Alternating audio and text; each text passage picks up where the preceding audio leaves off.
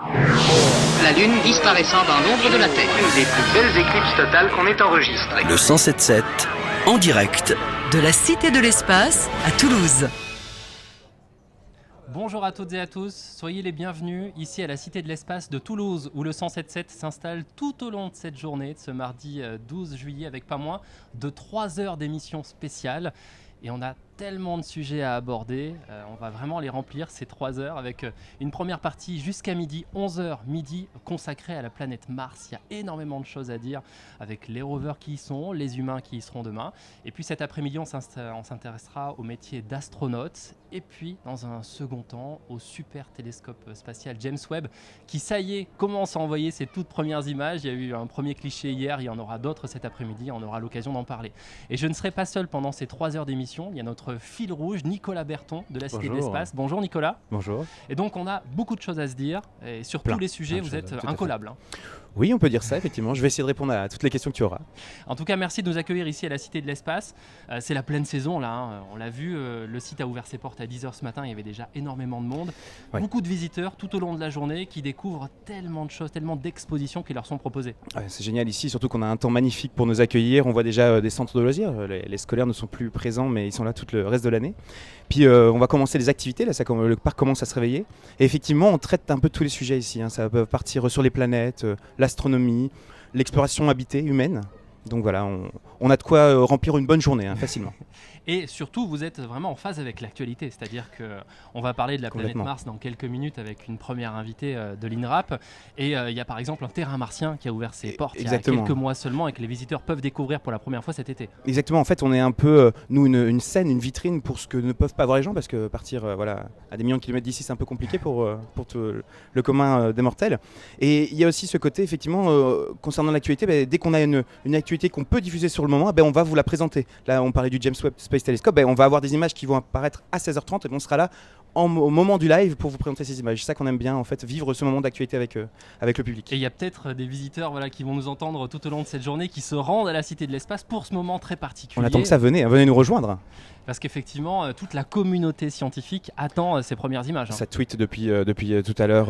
Il y avait la première image qui est apparue avec M. Biden là, qui a fait une première apparition hier soir pour nous, et effectivement là ça tweet déjà beaucoup la première image que vous pouvez voir sur les réseaux sociaux, et donc on attend avec impatience. La NASA communique beaucoup là-dessus, donc vous pourrez les voir apparaître partout, je pense, dans les grands journaux télévisés et en première actualité ici à 107.7. Donc on commentera ça cet après-midi, effectivement. Là, dans quelques minutes, on va débuter avec la planète Mars. Sujet passionnant, effectivement. Je pense qu'il y a pas mal de choses à dire. On aura plusieurs invités. Voilà, on va commencer avec Agnès Cousin, qui est planétologue. Et la première question que nous lui poserons, c'est pourquoi est-ce qu'on veut à tout prix aller sur Mars ? Qu'est-ce qu'il y a de si intéressant ? C'est la première question qu'on se pose quand on est chercheur. Qu'est-ce que je vais chercher ? Et elle nous expliquera qu'il y a tellement de choses effectivement à y découvrir et qui intéressent toute la communauté. Et puis on s'intéressera aussi à l'environnement martien. On dit qu'il est très hostile. Voilà. C'est pas une partie de vacances, disons. Hein. On est encore en train de réfléchir à savoir comment on pourrait y rester, comment on pourrait y aller. Donc il y a pas mal de contraintes. Et justement, on terminera par quand est-ce qu'on va aller sur Mars ? Les humains pouvoir y aller. On se pose la question depuis longtemps. Hein. Ouais. Et donc c'est tout cela dont on va parler jusqu'à midi sur le 107.7 à la radio, en Facebook Live, sur les réseaux sociaux.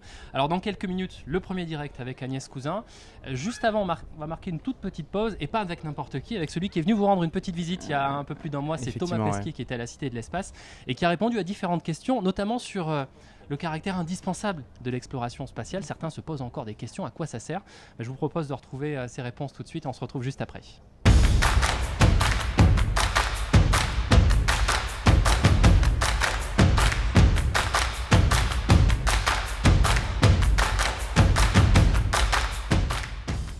Alors, quelque part, ce qu'il faut dire, parfois les gens disent ça coûte cher. Alors oui, ça coûte cher, mais à l'échelle de l'Europe, il faut voir que les budgets de l'exploration spatiale, c'est à peu près le budget du PSG. C'est à peu près le truc que je raconte. Donc ouais, ok, ça coûte cher, mais pour toute l'Europe, le budget d'un club de foot, même si c'est un gros club de foot, c'est quand même pas tant que ça, quoi. Ça représente à peu près 1,50 €, 2 € par an et par citoyen européen. pour aller dans la station spatiale, la construire, faire les missions d'exploration, etc. Donc, ok, c'est cher au niveau de l'Europe, mais si tu divises par personne, c'est pas tant que ça. Il y a plein de comparaisons où je te promets, les choses sont vraiment beaucoup plus chères que ce qu'on croit. Après, les priorités, elles sont claires. Nous, on met beaucoup d'argent sur l'observation de la Terre, ausculter la planète, les satellites qui nous permettent de suivre le changement climatique, d'essayer d'y remédier. Ça, c'est le plus gros budget de l'Agence spatiale européenne. Nous, l'exploration spatiale, les vols habités, c'est 10% du budget de l'Agence spatiale européenne. Les gens, ils pensent que c'est 100%. C'est pas vrai, c'est 10%. Tout le reste, ça va vers le GPS, l'observation de la Terre, etc. Et je pense que investir un peu, 10%, 1,50 € par habitant et par an, finalement, au niveau européen, c'est pas grand-chose. Et ça permet de préparer le futur, en fait. On investit la majorité pour les problèmes du présent, le changement climatique, l'observation de la Terre, encore une fois.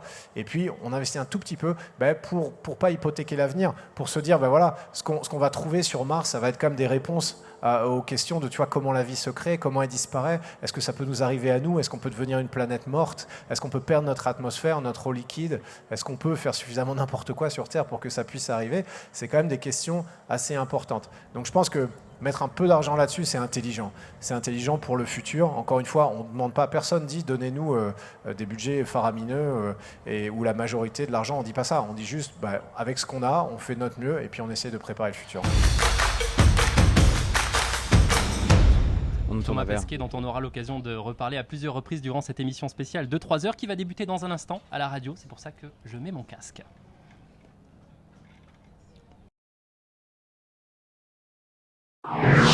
La Lune disparaissant dans l'ombre de la Terre. Une des plus belles éclipses totales qu'on ait enregistrées. Le 107.7 en direct De la Cité de l'Espace à Toulouse. Bonjour à toutes et à tous, bienvenue à la Cité de l'Espace pour la première partie de notre émission spéciale diffusée en direct sur le 107.7 et sur Facebook Live également. Jusqu'à midi, nous allons parler de la planète Mars. Pourquoi veut-on y aller ?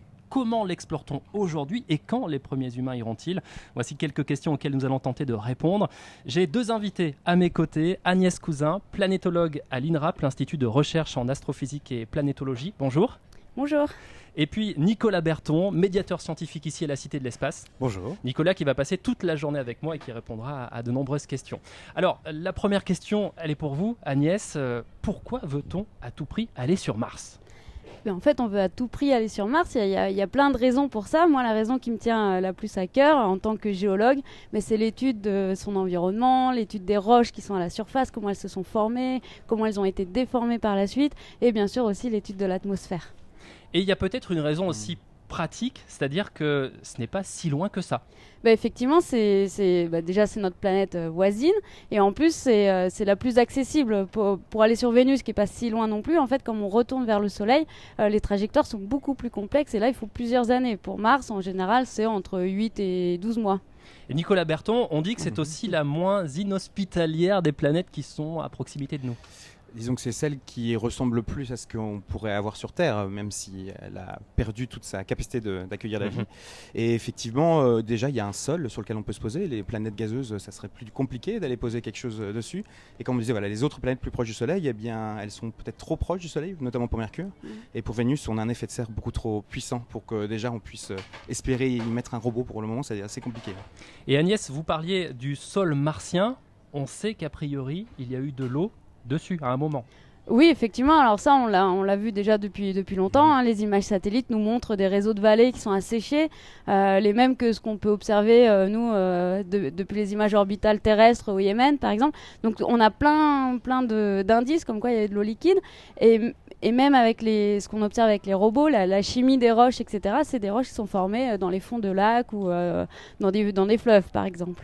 Alors à la fin de l'heure, on évoquera l'arrivée des humains sur Mars, c'est l'objectif. Mais en attendant, Nicolas, il y a quand même pas mal de sondes, de rovers qui s'en sont déjà approchés ou posés dessus. Effectivement, on est quasiment plus d'une 50aine de missions depuis le début de l'observation martienne. Alors, toutes n'ont pas réussi à atterrir sur Mars. Là, on en a eu quelques-unes qui commencent à bien connaître la planète. Ce qui est intéressant, c'est de voir les différentes étapes qu'on fait en science. Vraiment, c'est déconstruit. C'est-à-dire qu'on a Spirit, Opportunity qui était là pour essayer de dire on va directement trouver des traces. Puis finalement, on a essayé déjà de chercher la présence d'eau. Puis après, on a dit Curiosity, on va y aller tranquillement. On va chercher une habitabilité possible. Puis là, Persévérance, on va dire on va chercher des biosignatures, savoir si il y a eu des traces de modification du sol pour dire que la vie a été présente. C'est vraiment je trouve qu'il y a une déconstruction de la démarche scientifique, vraiment juste pour l'observation de la planète martienne. Étape après étape. Étape après étape, ouais. Vous restez avec nous tous les deux. On va s'interrompre là pour la radio parce que le trafic va revenir d'ici quelques minutes, mais on reste en direct sur Facebook Live, donc j'en profite pour vous le dire, si vous avez la possibilité bientôt de vous arrêter sur une heure, vous pouvez vous brancher sur le Facebook de la radio et vous retrouverez cette émission donc en intégralité. Et pour celles et ceux qui nous écoutent à la radio, on se retrouve dans quelques minutes pour aborder un autre sujet de la planète Mars.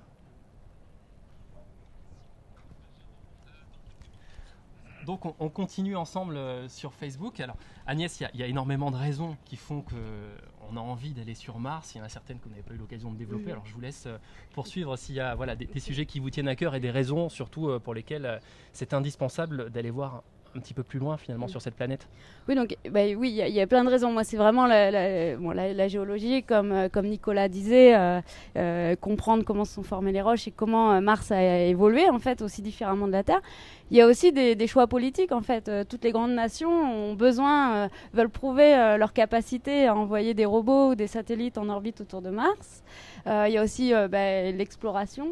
En fait, on a exploré toute notre planète, mais en fait pas toute, parce que par exemple, on continue d'explorer les fonds marins, on connaît encore pas tout, et ça c'est vraiment au fond de nous.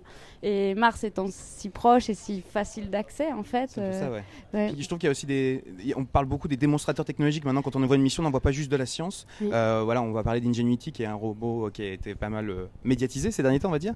Et voilà, le fait qu'on a pu faire voler un engin dans un environnement où l'air était beaucoup moins présent, la concentration de l'air était beaucoup moins présente, ça peut peut-être nous donner des solutions pour d'autres types d'engins volants sur Terre. Donc vraiment, ça, il y a ça aide à développer la technologie, ça donne l'envie de différentes entreprises de se lancer sur ces nouvelles technologies. Donc ça développe un peu et la science et la technologie humaine.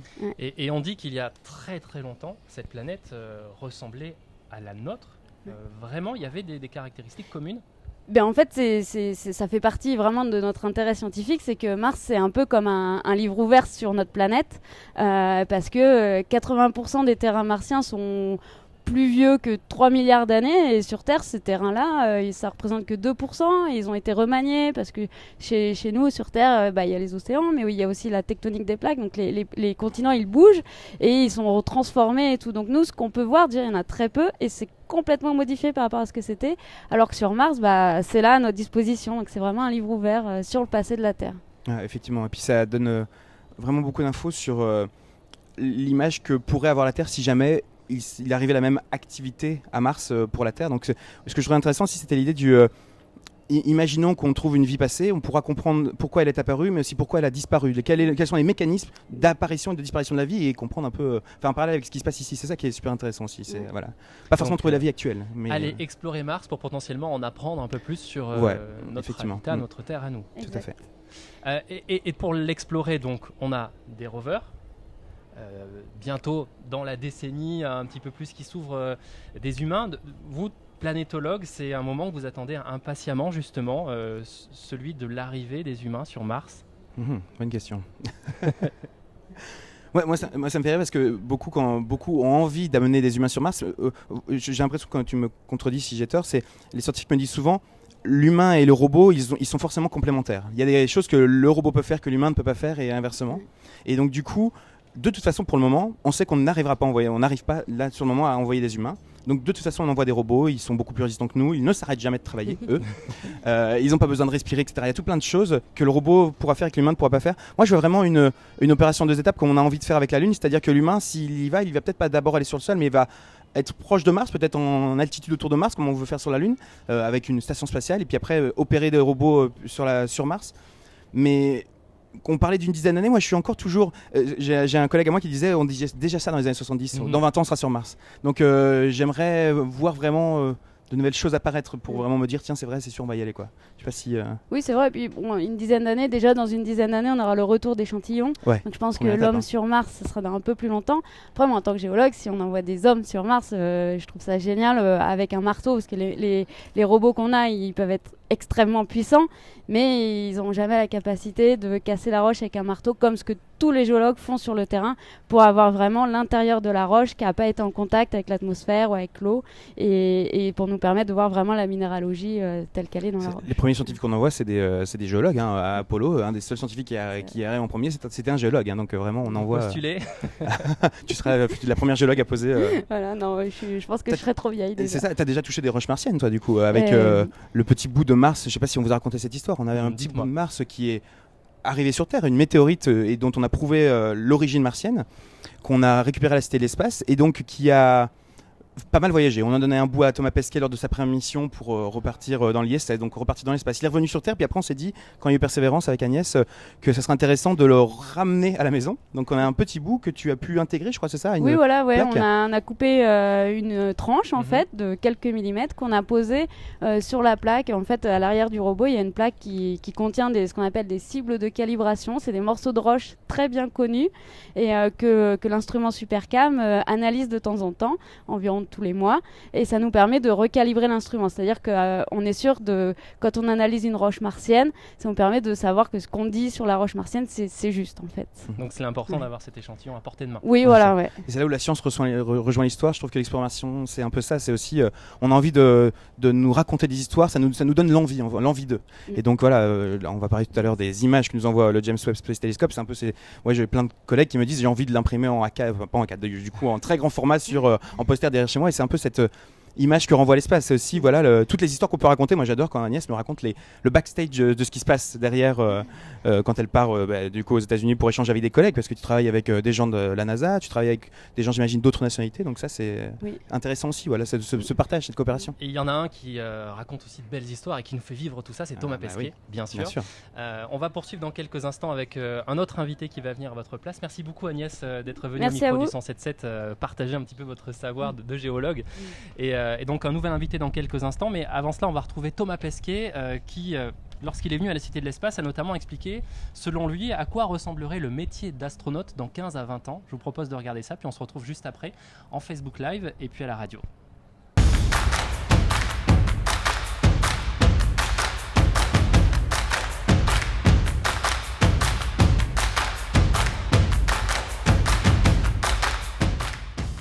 Dans 15 ou 20 ans, écoute, dans 15 ou 20 ans, on sera sur la Lune.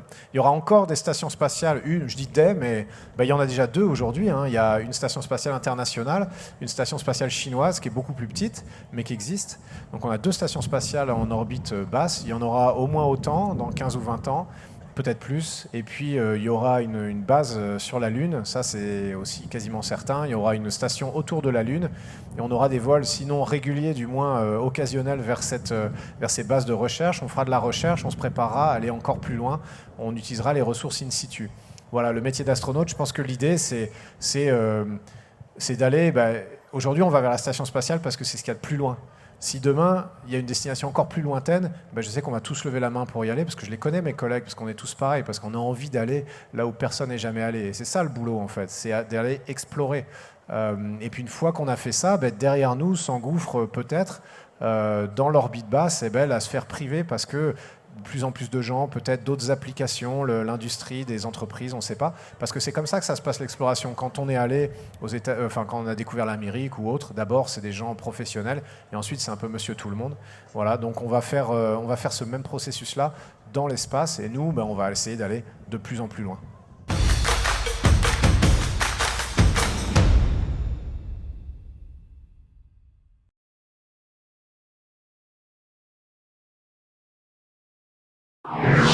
La Lune disparaissant dans l'ombre de la Terre. Une des plus belles éclipses totales qu'on ait enregistrées. Le 107.7 en direct de la Cité de l'Espace à Toulouse. La Cité de l'Espace où l'on évoque jusqu'à midi sur le 107.7 la mission martienne, l'intérêt d'aller sur la planète rouge et puis peut-être dans quelques années les humains qui poseront le pied.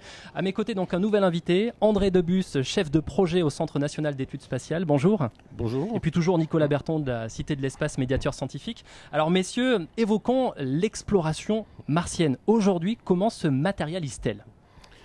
Eh bien, aujourd'hui, Nicolas évoquait tout à l'heure qu'il y a une 50aine de missions qui ont été envoyées vers Mars.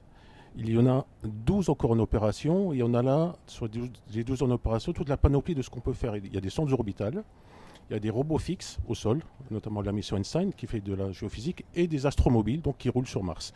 Donc il y a 3 moyens de le faire, soit un grade d'échelle avec sonde orbitale, soit directement au sol.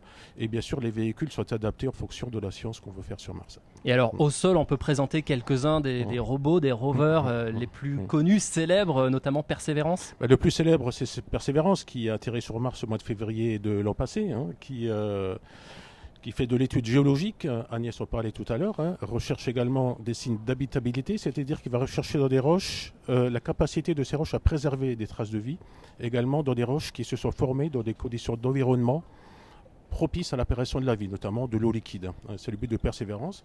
Et un de ses principaux objectifs, c'est de collecter des échantillons et de préparer une mission de retour d'échantillons martiens qui aura lieu au cours des prochaines années. Et alors on l'a envoyé dans un endroit très précis parce qu'on savait qu'il avait un gros potentiel. Voilà, on l'a envoyé dans un cratère qui s'appelle le cratère G0 et on savait depuis l'orbite, grâce à des missions orbitales à grande échelle, analyser les minéraux qu'il y avait au sol. Et dans ce cratère, il y avait une espèce de delta sédimentaire dans lequel il y a des argiles. Les argiles, c'est des minéraux hydratés qui se sont formés dans de l'eau. Donc ça, depuis l'orbite, ils l'ont vu. Et donc, ils ont fait atterrir le rover à cet endroit-là. Et aujourd'hui, le rover explore toute cette zone à la recherche de ces minéraux. Et il va collecter des échantillons, bien sûr, choisis à l'avance par des scientifiques. On est capable aujourd'hui de retrouver des traces d'eau 3-4 milliards d'années après. Des traces d'eau. Alors de l'eau, il y en a. De l'eau, il y en a dans le sous-sol gelé, ça on sait. Il y a eu des sondages du sous-sol qui ont été faits. On sait qu'il y a beaucoup de glace d'eau dans le sous-sol. Mais il y a des minéraux qui se sont formés dans de l'eau liquide. Et il y a également des traces, je dirais, topologiques. Et Agnès l'évoquait tout à l'heure également. C'est des anciens réseaux fluviaux, des rivières. On sait que de l'eau liquide a coulé. Aujourd'hui, sur Mars, les conditions d'environnement, pression atmosphérique très faible, très basse température, font que la phase liquide de l'eau ne peut pas exister. L'eau est forcément ou sous forme de glace ou sous forme de gaz. Et on sait que dans ce lointain passé, dans lequel les conditions étaient bien plus favorables sur Mars, ce fameux premier milliard d'années, il y avait de l'eau liquide et des conditions sans doute plus clémentes. Et ce premier milliard d'années martien, si on le transpose au premier milliard d'années terrestres, sur Terre, la vie est apparue pendant ce premier milliard d'années. Donc on s'interroge justement, vu que les conditions étaient à peu près les mêmes, si la vie a pu se développer sur Mars. André Debus, Nicolas Berton, vous restez à mes côtés. On va poursuivre cet échange en Facebook Live, donc sur les réseaux sociaux de la radio. Je vous invite à vous connecter, bien sûr, lorsque vous êtes à l'arrêt. Et puis, si vous continuez d'écouter la radio, on se retrouve dans une petite douzaine de minutes et on évoquera l'environnement martien. On essaiera d'en savoir un petit peu plus sur lui.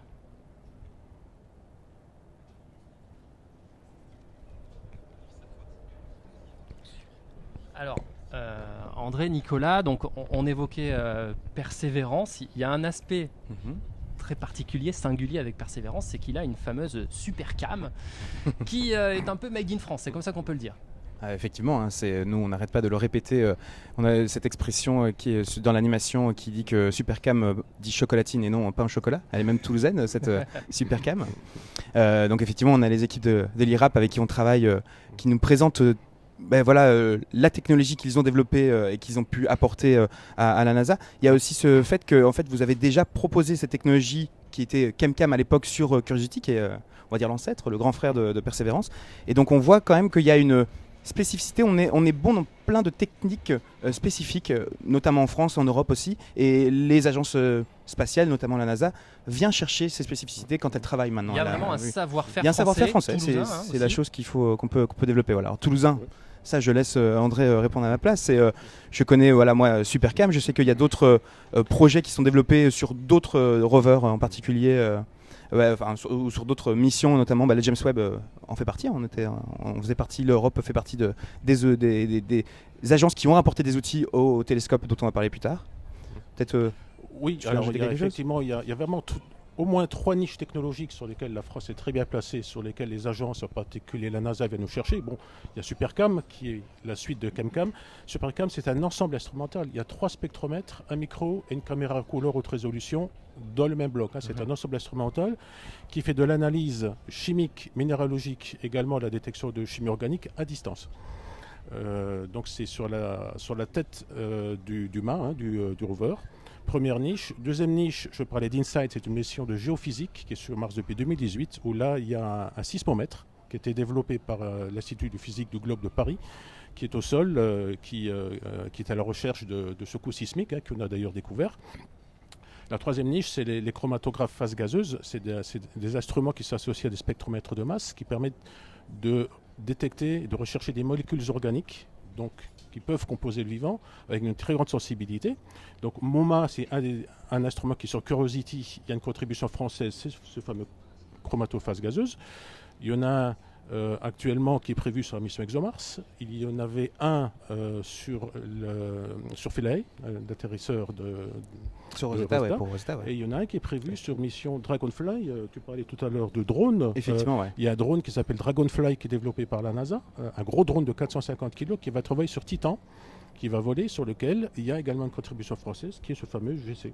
Et ce que je trouve intéressant aussi, c'est qu'en fait, on apporte les différents sens. On disait qu'on n'a pas encore l'humain sur Mars, mais on essaye d'y apporter en fait les sens. Alors, Supercam n'est pas un œil à proprement parler, mais il y a des caméras posées sur ce Supercam pour donner une vision de ce que c'est la planète. On a des microphones qu'on a rajoutés à cet élément-là. Et puis, on parlait du coup de séisme tout à l'heure.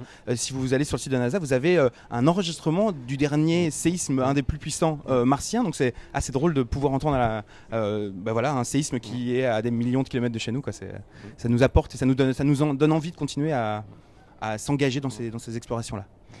Monsieur Debus, on va vous remercier d'être venu Avec sur le plaisir, plateau du merci à 107.7, vous. partager un petit peu votre savoir et toutes vos connaissances avec nous. Et on va accueillir Jean-Baptiste Desbois, le directeur général de la Cité de l'Espace, qui va prendre votre place. Donc pour celles et ceux qui nous regardent sur Facebook Live, émission spéciale jusqu'à midi sur Facebook, et puis à la radio également avec à plusieurs reprises des directs. Donc venez vous installer, monsieur Desbois. Voilà.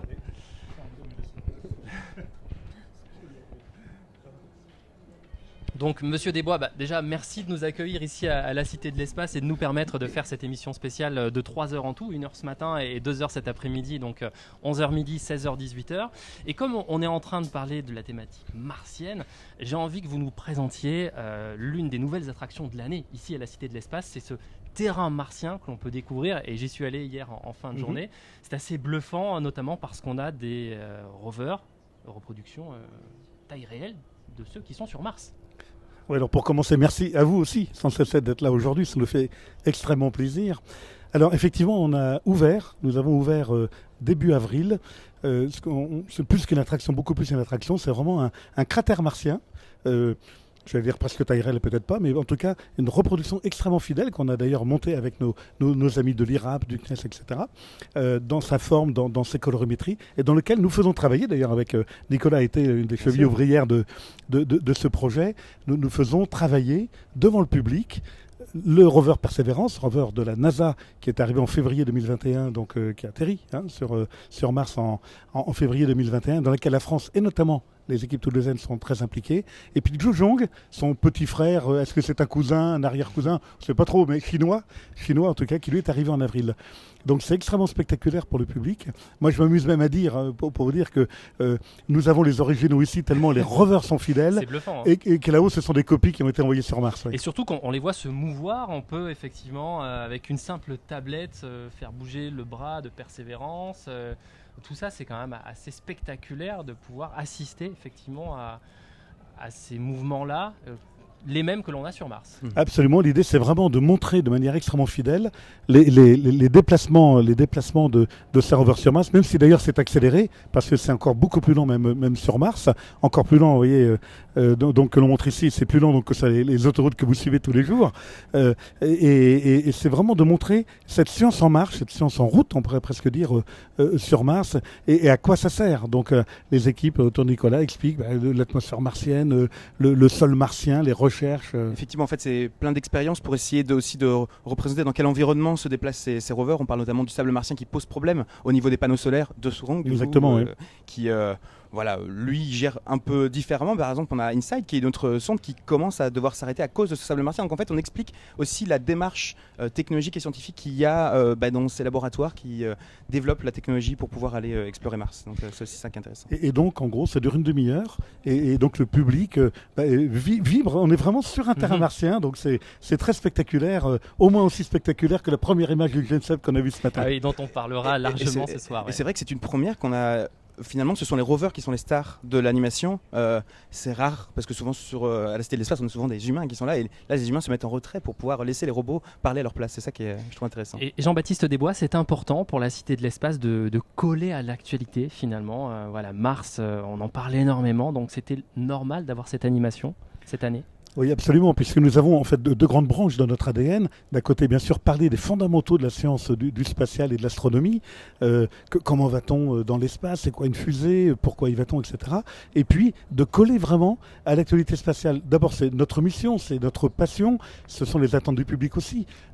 Les vols, et bien évidemment, des astronautes comme Thomas Pesquet ou Samantha Cristoforetti, qui est dans l'ISS actuellement, l'astronaute italienne de l'Agence spatiale européenne, les missions martiennes. Comment on va retourner sur la Lune bientôt, là, dans quelques années, dans quelques mois, on va se revoir. Vous allez revenir nous voir sans cette fête pour reparler de ces missions lunaires qui sont en train de redevenir totalement d'actualité. Nous allons voir dans quelques années un homme, une femme sur Mars. Donc nous avons depuis quelques temps une exposition totalement dédiée à la Lune, justement à la Cité de l'Espace. Donc on colle vraiment l'actualité des missions actuelles et des missions futures. D'ailleurs, vous l'expliquez sur le terrain martien. Persévérance, notamment collecte du sable martien, pour aller ensuite, avec une mission dans une dizaine d'années à peu près, Mars Sample Return, aller récupérer ces échantillons par un système géolocalisé sur Mars, c'est pour dire le fun de ce genre de choses, et les ramener sur Terre dans une dizaine d'années. On va connaître ça va être extraordinaire. C'est une vraie chasse au trésor. Et le sable, oui, chasse au trésor, le sable, les roches martiennes dont on parlera justement dans quelques minutes avec notre nouvel invité. Merci Jean-Baptiste Desbois de vous être arrêté au micro du 107.7 et de nous accueillir donc tout au long de cette journée avec une première heure d'émission spéciale consacrée à la planète Mars qui va se poursuivre dans un instant avec donc toujours sur Facebook Live et puis un direct radio également et on évoquera cet environnement martien. Mais juste avant, je voudrais qu'on voit une petite vidéo d'un célèbre astrophysicien qu'on a pu croiser d'ailleurs ici en arrivant hier en fin de journée, c'est Sylvestre Maurice qui nous présente un petit peu les robots sur Mars. Donc regardez, c'est passionnant. Puis on se retrouve juste après en Facebook Live et sur le 107.7. Allez, merci à vous, je retourne sur Mars. Donc la Cité de l'Espace a 25 ans. Écoutez, il y a 25 ans, quasiment à une semaine près, Pathfinder arrivait sur Mars, le premier d'une génération de robots Spirit, Opportunity, Curiosity, et puis Perseverance et Zhurong. 25 ans plus tard, 25 ans, c'est l'histoire de l'exploration robotique de Mars, jusqu'à un hélicoptère. Mais pour moi, c'est aussi l'histoire de la mission Cassini, qui décollait il y a exactement 25 ans. Et donc, cette histoire, ici, à la Cité, on la vit au quotidien. Depuis 25 ans, elle nous accompagne.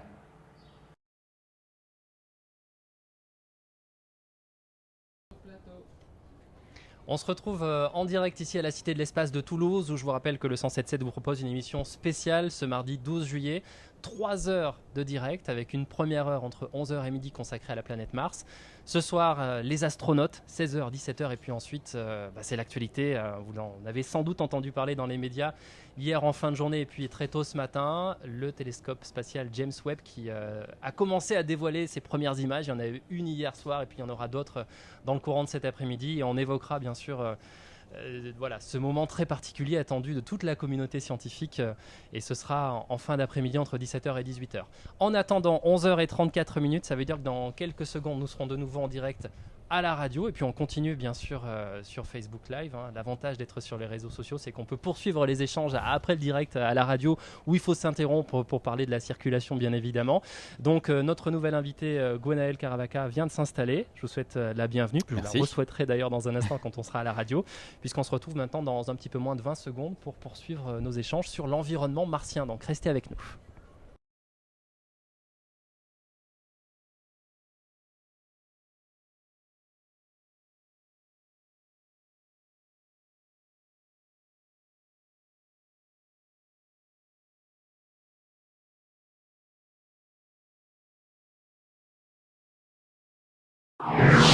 La Lune disparaissant dans l'ombre de la Terre. Une des plus belles éclipses totales qu'on ait enregistrées. Le 107.7 en direct de la Cité de l'Espace à Toulouse. Notre émission spéciale se poursuit jusqu'à midi sur le 107.7. On vous parle de la planète Mars. Tellement de choses à dire. On a d'abord évoqué l'intérêt d'aller sur cette planète. On s'est intéressé aux rovers qui y sont déjà. Et puis dans quelques minutes, on parlera des humains qui arriveront dans quelques décennies. Mais là, tout de suite, avec notre nouvelle invitée, Gwenaëlle Caravaca, je vous souhaite la bienvenue. Vous travaillez à l'INRAP. Merci d'être avec nous aujourd'hui. Nicolas Berton, toujours à nos côtés de la Cité de l'Espace. On évoque cet environnement martien. Parce que bon, l'humain n'y est jamais allé, mais pour autant, on sait déjà énormément de choses sur lui.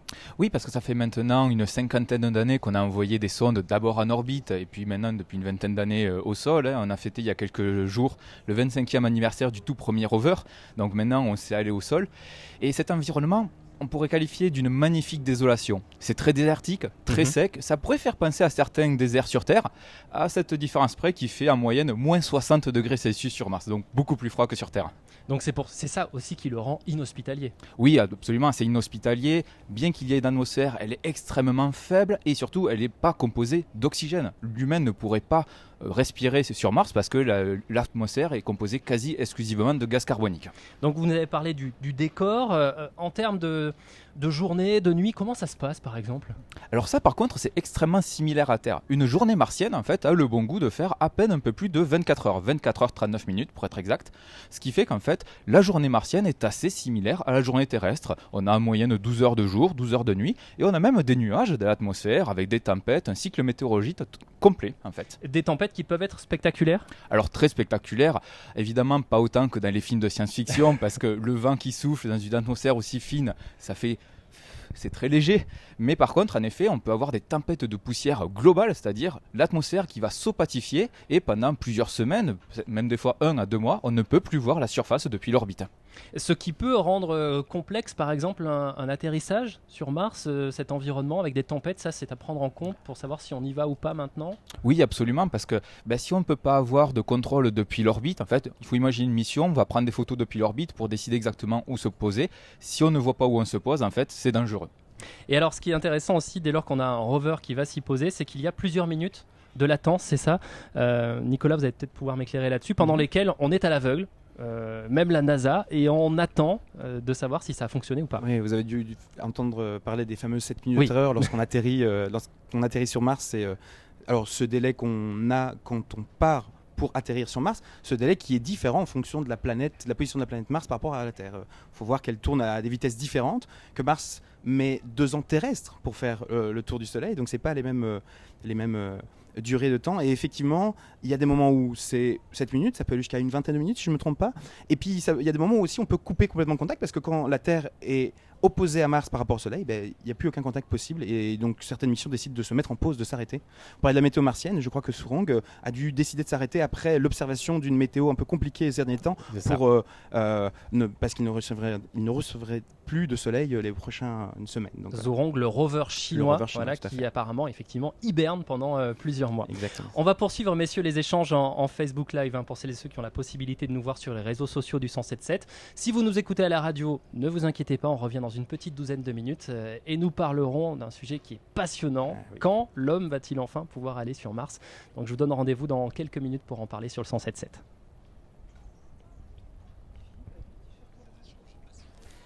Gwenaëlle, on peut poursuivre du coup sur l'environnement martien pour celles et ceux qui nous regardent sur les réseaux sociaux en Facebook Live. Du coup, j'imagine qu'on sait déjà quels sont les endroits les plus intéressants pour faire de l'exploration. C'est là qu'on a envoyé des rovers. Est-ce que vous pouvez nous présenter quelques sites qui ont des particularités qui sont vraiment très attractifs pour nous ? Oui, par exemple, là où on a le rover Perseverance actuellement, c'est un cratère qui s'appelle le cratère G0. C'est pas un très gros cratère, environ 50 km de large. Alors, évidemment, ça fait des gros pour nous, mais c'est un cratère qui est très intéressant parce qu'il y a ce qu'on appelle un delta. Un delta, en fait, c'est une structure géologique qui atteste de la présence, en fait, d'une embouchure d'une rivière. Donc, une rivière qui coulait il y a plus de 3 milliards d'années, qui se jetait dans un lac. Et du coup, en ralentissant, l'eau dépose des sédiments sous forme de ce qu'on appelle un delta. Alors ça, c'est très important pour nous parce que c'est potentiellement un endroit où on va pouvoir retrouver des signatures organiques. Mais il y a d'autres endroits sur Mars, par exemple, des lieux où on peut trouver des traces d'anciens glaciers. Qui dit glacier dit évidemment présence d'eau et potentiellement peut-être des signatures de la vie passée, s'il y en a eu, on ne sait jamais, sur Mars. Et donc ces sites, on arrive depuis la Terre à les identifier très clairement et à se dire c'est là qu'il faut envoyer le robot ? Oui, c'est la chance qu'on a. On a énormément d'images de très haute qualité prises depuis l'orbite. Et comme les phénomènes ont des origines communes, en fait, les processus morphologiques sur Terre et sur Mars sont similaires, en fait, on arrive à identifier tout simplement par comparaison, c'est ce qu'on appelle la planétologie comparée. On compare les images de ce qu'on voit sur Mars à des images de terrain qu'on a sur Terre, donc ça peut être un peu sur tous les continents, différentes structures, et on arrive à associer, on peut différencier des volcans, voilà, de cratères, d'anciennes vallées fluviales, d'anciens glaciers, ce genre de choses. Et alors Nicolas, une fois qu'on décide d'envoyer un rover à un endroit précis, est-ce que ensuite on aura de la latitude pour lui faire parcourir beaucoup de kilomètres et par exemple aller dans un tout autre secteur où on sait qu'il va falloir rayonner sur un tout petit périmètre? C'est bien parce qu'on parle de kilomètres et je pense que nos auditeurs ils voient bien de quoi on parle vu qu'ils sont à des centaines de kilomètres peut-être sur la route. Et on va parler à une autre échelle pour Persévérance qui prend son temps, qui va plutôt à quelques mètres jour, qui prend son temps parce que on veut le faire durer le plus longtemps possible. Il est extrêmement cher. Alors je vais pas dire qu'il est fragile, mais donc il est dans un environnement dangereux pour lui à tout point de vue. Qu'on ne peut pas le réparer quand il y aura un problème. Donc il va à quelques mètres secondes. Si je me souviens bien, les dernières datas, j'avais une dizaine, 11 km qui ont été parcourus depuis, peut-être un peu plus. Oui, environ, on va dire une douzaine de kilomètres. Et ça fait un an et demi qu'il est en train de rouler. Donc on voit bien aussi l'intérêt peut-être d'un drone à côté de lui, comme Ingenuity, qui lui va voler et donc parcourir des distances un peu plus grandes pour pouvoir observer d'autres terrains. Donc effectivement à chaque fois, on dit souvent il y a 2 atterrissages quand on atterrit sur Mars. C'est l'atterrissage premier qui est l'endroit où on est sûr qu'on ne va pas abîmer le rover quand il se pose. Mais comme on ne veut pas observer à cet endroit-là, vu qu'on a peut-être altéré le lieu, on va devoir aller se déplacer, c'est pour ça qu'on a des astromobiles, se déplacer à l'endroit qui nous intéresse. Et ça, c'est un temps que la science connaît et que le grand public connaît moins, disons.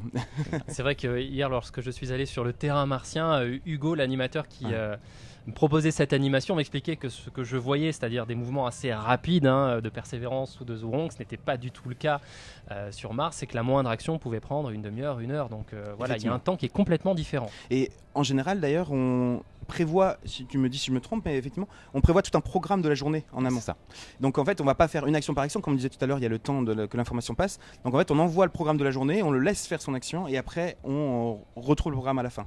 Donc c'est une manière de travailler qui est un peu différente de celle qu'on a l'habitude de faire. C'est comme si vous envoyez tous vos mails de la journée le matin et puis que vous aviez les réponses le soir, quoi. C'est un peu l'idée. Et alors Gwenaël, justement, ce programme, ces missions que l'on donne chaque jour au robot, il est établi par qui, à quel endroit, comment ça se passe? Il y a une concertation C'est exactement ça. En fait, on est une équipe opérationnelle d'à peu près 80 personnes tous les jours. Alors, on ne se réunit pas tous les jours physiquement parce qu'on est une équipe internationale. Le gros des troupes, on va dire, est situé aux États-Unis, notamment au JPL, au Jet Propulsion Laboratory, qui a monté le rover. Mais on a aussi des équipes opérationnelles, notamment en France, pour l'instrument Supercam, par exemple, notamment ici à Toulouse. Et donc, en fait, on a un temps de plusieurs heures tous les soirs. On va analyser les données de la veille, se concerter, donner les informations du coup, choisir des cibles qu'on va analyser, savoir quels instruments vont faire quel type d'analyse. On va monter un agenda, un programme, voilà, toute une journée d'analyse. Et une fois qu'on est tous d'accord, qu'on sait sur quelle roche tirer, en fait, par exemple avec nous, avec le laser pour avoir la composition, eh bien, on fait un package de données. On revoit tout ça et on envoie ça dans la soirée au rover qui lui le reçoit au petit matin. Donc il a son petit menu en fait. Son agenda. Voilà, c'est il ça. sait ce qu'il faut qu'il fasse. Et alors du coup, est-ce que parfois il y a des débats entre chercheurs, on n'est pas forcément d'accord sur ce que vous avez envie de lui faire ou il y a toujours consensus? Non, pas forcément d'accord. Non, on est toujours plus ou moins d'accord sur ce qu'on veut faire. On a des débats pour savoir quelle priorité on va donner à certaines analyses parce que évidemment on a des ressources limitées, on n'a pas une batterie infinie par exemple, on n'a pas un temps infini malheureusement non plus. On voudrait tous pouvoir tout faire, mais ça sera plutôt le jour où on aura des astronautes. Là par contre les astronautes eux pourront prendre leur petit marteau et aller casser les roches. Là du coup on doit faire avec le petit emplacement qu'on a autour de notre rover et faire le maximum de science à partir de ça, mais on trouve toujours un consensus. Comme on disait effectivement, vous avez je crois une quarantaine d'échantillons, peut-être un peu moins à récolter, donc va falloir être minutieux et sur les choix de prélèvement de ces échantillons. C'est sûr que si ça tenait qu'à moi on récolterait tout partout. Voilà, mais c'est pas possible. Voilà, non. Donc et donc c'est ça, une quarantaine de prélèvements doit être fait par Persévérance. À l'heure actuelle, il y en a une petite dizaine. Donc voilà, on fait vraiment minutieusement. Il y a une méthode qui est appliquée et c'est pas au hasard qu'on va décider de faire un prélèvement. Non, bien entendu. En fait, on fait des analyses vraiment à tous les endroits où on s'arrête avec le rover. Quand on pense qu'on a trouvé vraiment un endroit assez exceptionnel ou qui est vraiment significatif, représentatif d'une région donnée, on va faire des analyses tout autour pour avoir un contexte. Et si on se dit « Ah, c'est le bon », là, on va le récolter. Et vous avez un bulletin de santé quotidien du robot. Vous arrivez à savoir si tout fonctionne ou si éventuellement une défaillance. Comment vous prenez des nouvelles finalement de lui? Les selfies notamment, j'imagine, ça aide. C'est ça, oui, il peut prendre des selfies, donc ça vous C'est permet vrai. de voir dans quel état il est. Oui, voilà, les selfies, au-delà de l'aspect communication, ça nous permet d'avoir des informations. Par exemple, est-ce qu'on a tout simplement de la poussière sur les caméras?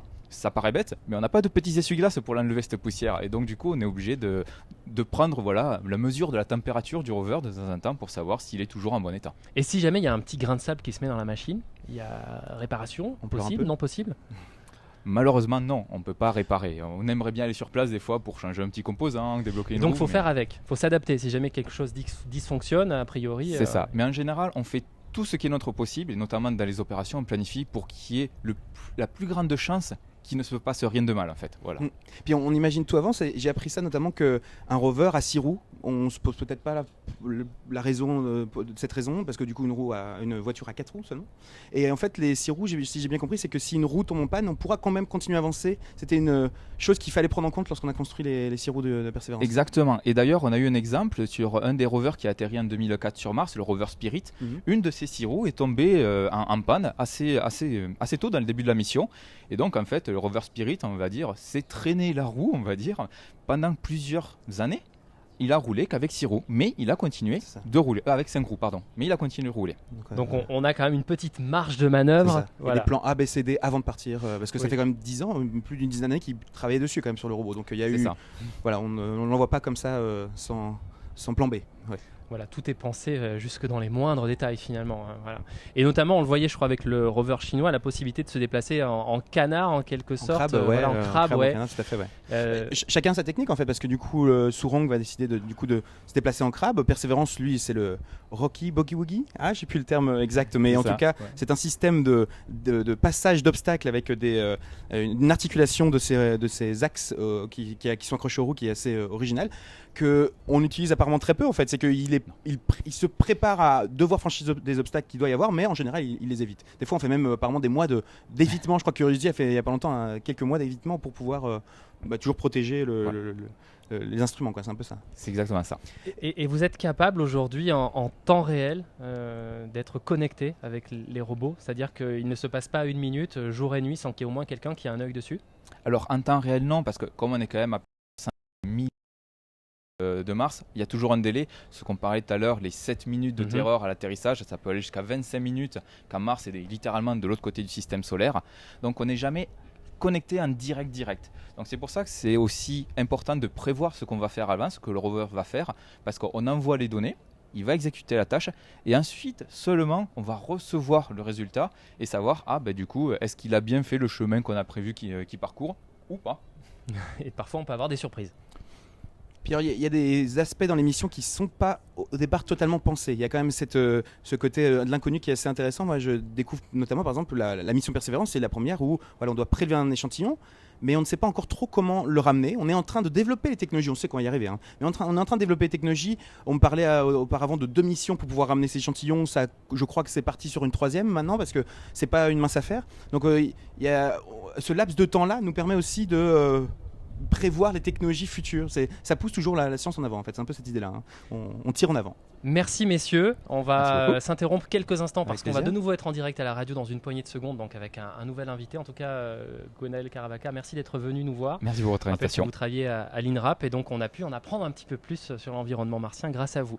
Vous qui nous suivez en Facebook Live, restez avec nous parce que dans moins d'une minute, on poursuit les échanges justement. Nouvel invité qui arrive dans quelques instants et on va aborder ce thème qui sans doute vous est très cher si vous êtes curieux de ce qui se passe un petit peu dans l'univers, l'arrivée des humains sur Mars, avec Philippe Dronot que j'invite à venir s'installer puisqu'on se retrouve dans une petite trentaine de secondes à la radio, donc avec Philippe Dronot qui est médiateur scientifique à la Cité de l'Espace, donc un collègue ni plus ni moins que de Nicolas, donc installez-vous ici, parfait.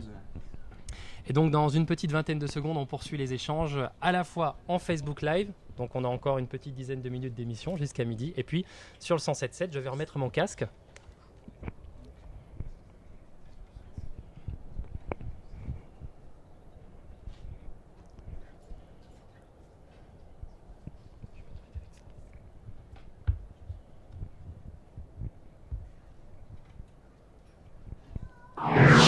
La Lune disparaissant dans l'ombre de la Terre. Une des plus belles éclipses totales qu'on ait enregistrées. Le 107.7 en direct. On entame la toute dernière ligne droite de cette émission spéciale, de cette première partie. On est ensemble jusqu'à midi si vous nous suivez en Facebook Live. Et puis pour encore quelques minutes à la radio. À mes côtés, Nicolas Berton, vous êtes médiateur scientifique à la Cité de l'Espace. Et puis un collègue à vous, Philippe Drono, également médiateur scientifique ici. Messieurs, parlons maintenant des humains sur Mars.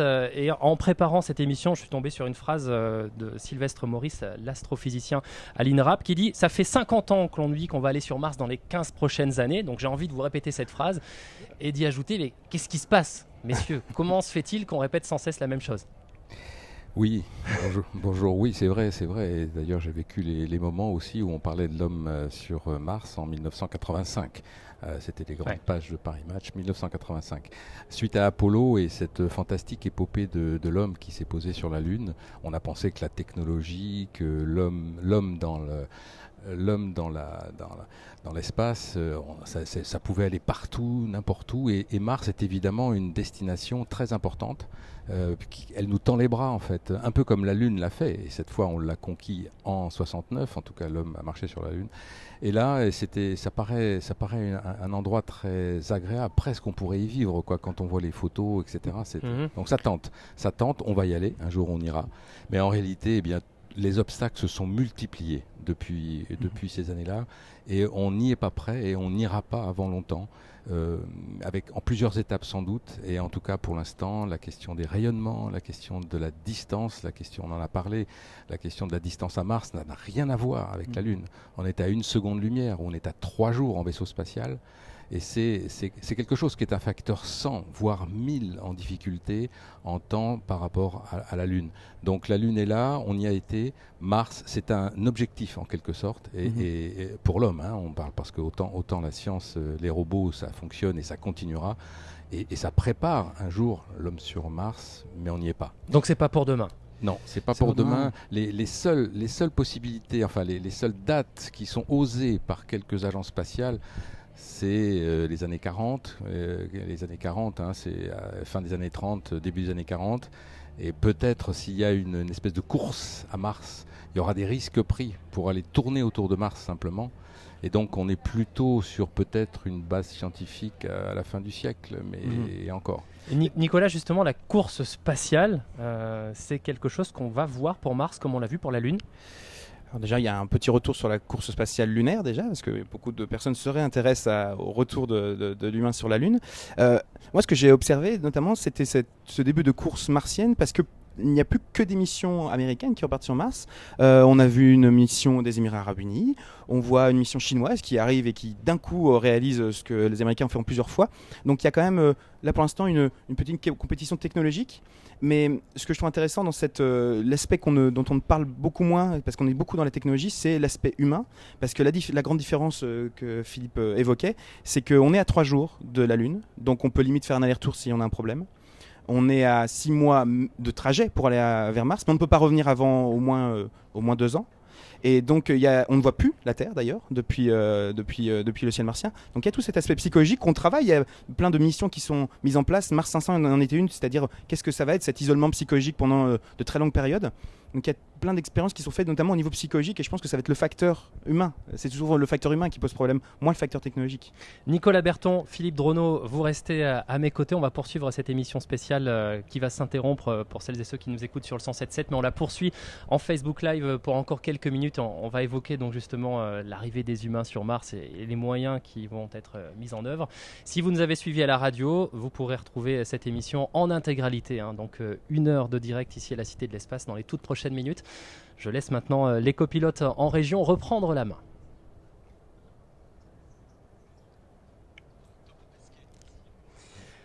Donc Philippe Drono, effectivement, vous, d'après ce que vous nous dites là, il n'est pas impossible un jour de pouvoir s'installer sur la planète Mars, d'y mettre un laboratoire par exemple? Oui, c'est un objectif évident, qui est un objectif scientifique intéressant d'ailleurs, d'aller imaginer qu'on puisse faire une base sur Mars. Ce sera sans doute le cas un jour. Ce qui n'est pas imaginable et qui est complètement aberrant, c'est de penser qu'on puisse, disons, considérer Mars comme une seconde planète, comme une sorte de vaisseau spatial bis, planète B. Ça, c'est absolument impossible. Elle est très, très hostile. Et donc, pour l'instant, non, c'est pas possible. La science, oui. La science et la technologie, l'intérêt de se dire l'objectif de viser Mars, qui est finalement très proche, au sens du système solaire, c'est extrêmement proche. Et pourtant, on l'a dit, c'est une très grosse difficulté technique. Donc en fait, être sur Mars, et imaginer l'être même, considérer qu'on crée les briques technologiques, les briques scientifiques, qu'on s'intéresse à ça, ce qui est un peu déjà le cas avec les rovers et certaines de leurs expériences, comme celle de fabriquer de l'oxygène, c'est intéressant, mais ça prendra beaucoup de temps et on peut dire qu'il serait extrêmement dommageable pour la planète Terre, pour la civilisation, que l'objectif de se poser sur Mars ou d'y faire de la science soit un objectif finalement de concurrence et non pas de coopération. Et c'est là qu'on peut espérer qu'il y ait les agences spatiales, quelles qu'elles soient, de quelque pays qu'elles soient, puissent coopérer et non pas faire de la compétition pour simplement de l'image, comme ça a été le cas d'ailleurs un peu pour la Lune évidemment. L'avantage de l'exploration spatiale, c'est que c'est tellement compliqué, ça l'est toujours, ça demande tellement de ressources que ça force toujours un peu les humains à travailler ensemble. L'ISS en est un exemple concret. Et ce que je trouve toujours intéressant dans ce que me disent les scientifiques quand ils nous parlent d'observer les exoplanètes, de comprendre de plus en plus comment Mars est difficile à atteindre et à y vivre, c'est plus on observe notre univers, plus on comprend qu'il faut vraiment s'intéresser à protéger le petit bout de planète bleue sur lequel on est. C'est vraiment cette phrase qui ressort beaucoup. Donc les deux doivent effectivement... c'est assez indispensable. D'ailleurs, le spatial continue à observer la Terre et il y a toujours de missions comme le projet Copernicus qui observe la Terre et qui a compris qu'il fallait aussi tourner les yeux vers la Terre plutôt que vers l'univers. C'est les deux sont complémentaires en fait, c'est un peu l'idée quoi. Et de toute façon, on attendra le retour des échantillons. Ça aussi, ça va être une étape primordiale. Je pense que ça va être un début pour voir déjà ce que ça peut nous apporter comme connaissance sur le terrain. Est-ce que nous, par exemple, on pourrait y faire pousser quelque chose sur Mars ? De quelle manière on pourrait le faire ? On est déjà en train d'essayer de pallier ce problème au niveau de la Lune. Et donc les échantillons, on nous parle des années 2030 quand même. Donc le temps qu'on fasse le retour d'échantillons, envoyer un robot sur Mars n'est pas envoyer des humains sur Mars, la taille de la fusée n'est pas la même, il n'y a pas les mêmes besoins, les mêmes ressources en énergie. Donc effectivement, disons qu'on va vivre dans les prochaines années les différentes étapes technologiques qui nous permettront d'aller vers Mars. Mais comme d'ailleurs nos prédécesseurs ont vécu les différentes étapes pour aller vers la Lune. On a l'impression que c'était très rapide. Il y a eu quand même une bonne dizaine d'années déjà avant de développer les technologies pour aller sur la Lune. Et l'exploration spatiale n'a pas commencé au niveau de la Lune. C'était déjà l'observation de l'espace était déjà présente depuis un petit bout de temps. La patience est de mise, vraiment. C'est pas les mêmes durées.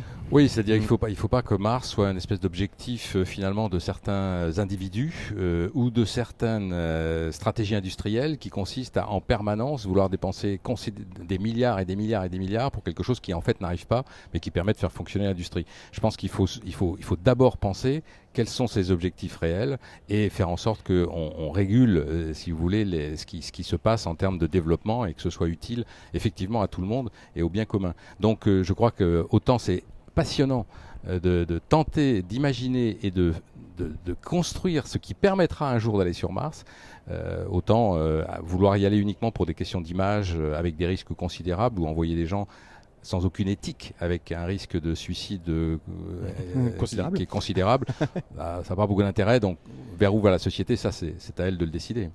Mais vraiment, ce qu'on va voir se développer, moi je pense que c'est ce qui passionne les gens. Moi, on me parle de plus en plus donc, de cette station lunaire scientifique qui sera posée sur la Lune un jour. Moi, je suivais beaucoup les documentaires où on me présentait déjà les stations polaires qu'on avait au pôle de la Terre et où des gens se relayent constamment pour pouvoir découvrir dans ces conditions extrêmes comment on pourrait comprendre cet environnement-là. En fait, on va avoir ça sur la Lune et je pense que on aura la même chose sur Mars.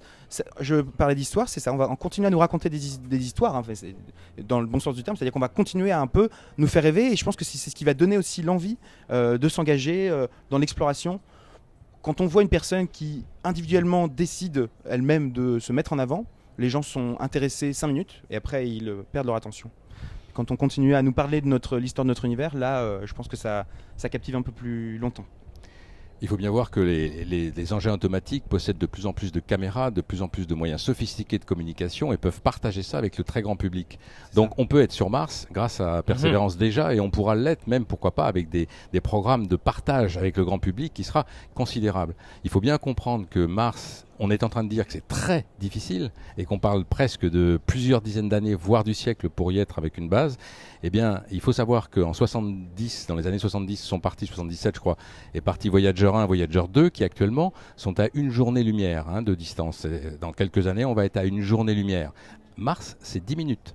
Donc 10 minutes ou 20, sans aller-retour. Eh bien, en fait, c'est bien voir que les robots et les engins sont capables de nous faire partager la science et même, pourquoi pas, les superbes paysages, sans pour ça qu'on dépense 100 à 1000 fois plus pour n'aboutir à rien, sauf quand tout sera mûr pour le faire. Puis j'invite vos auditeurs à participer vraiment aussi à ces missions. Moi, je suis aussi un spectateur de ces missions-là. Et la NASA a bien compris qu'effectivement, on pouvait engager tout le monde dans ce genre de mission. Par exemple, mon nom, je sais, est sur Mars avec le nom de millions d'autres personnes sur une petite plaque sur laquelle ont été gravés tous nos noms sur Persévérance. C'est un peu cette idée-là aussi qui est drôle, c'est d'échanger avec un robot. Les relations avec les robots ne vont pas être les mêmes dans le futur, donc peut-être que ça va être aussi ça, la manière d'aller sur Mars pour nous, c'est d'échanger peut-être avec le robot, lui poser des questions, je ne sais pas, ça peut être cette idée-là. Une aventure à laquelle tout le monde peut participer, et notamment en venant découvrir ici tous les contenus que vous proposez en lien avec Mars à la Cité de l'Espace. Merci messieurs. Merci beaucoup. Nicolas Berton, Philippe Dronot, tous deux médiateurs scientifiques ici à la Cité de l'Espace. Et donc avec vous, on a pu aborder l'arrivée des humains sur Terre dans quelques décennies, on l'a compris. Mars, on la connaît bien. Voilà, sur Mars, effectivement. Merci beaucoup pour cette émission du coup dont la première partie se termine, puisque ça y est, il est midi passé de 1 minute. Donc Nicolas, vous restez là, parce qu'on va se retrouver dans quelques heures pour la suite de cette émission spéciale, 2 heures entre 16h et 18h. On mettra Mars un petit peu de côté, puis on parlera des astronautes, notamment de leur retour sur la Lune d'ici quelques années. Effectivement. Et puis du super télescope spatial James Webb. Donc j'ai hâte. On va découvrir, on a déjà eu un petit aperçu hier soir, et il y a d'autres images qui arrivent cet après-midi. Donc rendez-vous à partir de 16h en Facebook Live pour 2 heures d'émission non-stop en direct, et puis vous nous retrouverez également à la radio sur le 107.7 à plusieurs reprises. La Lune disparaissant dans l'ombre de la Terre. Une des plus belles éclipses totales qu'on ait enregistrées. Le 107.7 en direct de la Cité de l'Espace à Toulouse.